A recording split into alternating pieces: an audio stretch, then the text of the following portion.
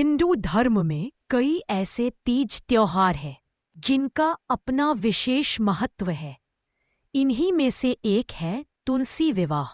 इसे कार्तिक माह के शुक्ल पक्ष की द्वादशी तिथि में मनाते हैं। इस दिन विधि विधान के साथ माँ तुलसी और भगवान शालिग्राम के विवाह की रस्में अदा की जाती है। कुछ लोग इस खास मौके पर व्रत भी रखते हैं।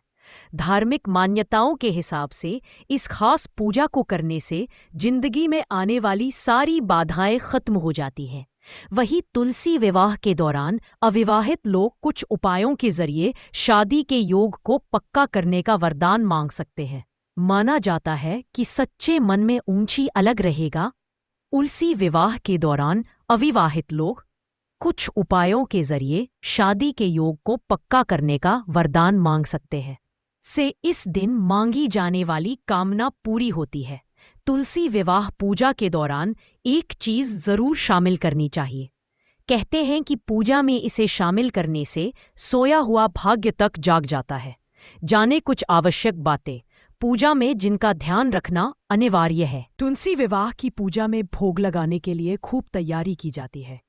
इस पूजा में आटे के हलवे का भोग चढ़ाना शुभ माना जाता है। वहीं पंचामृत के साथ साथ फल और पंजीरी भी बनती है। इस पूजा में घर की बनी हुई किसी भी मिठाई का भोग लगा सकते हैं। तुलसी विवाह की पूजा के दौरान गन्ने को भी रखना चाहिए।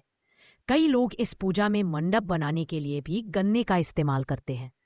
पूजा में गन्ने को चढ़ाने से माँ की कृपा हमेशा बनी रहती है और घर में सुख समृद्धि आती है। तुलसी विवाह का शुभ मुहूर्त विद्वानों के मतानुसार हिंदू कैलेंडर के हिसाब से द्वादशी तिथि की शुरुआत 2 नवंबर को सुबह 7:31 से हो जाएगी। इसका समापन अगले दिन यानी 3 नवंबर सुबह 5:07 तक होगा। ऐसे में 2 नवंबर के दिन ही तुलसी विवाह की पूजा की जाएगी। इस दौरान तुलसी पूजन से जुड़े मंत्र का उच्चारण भी करना चाहिए। इस मंत्र को आप एक बार नीचे पढ़ सकते हैं। तुलसी श्री महालक्ष्मीर विद्या विद्या यशस्विनी।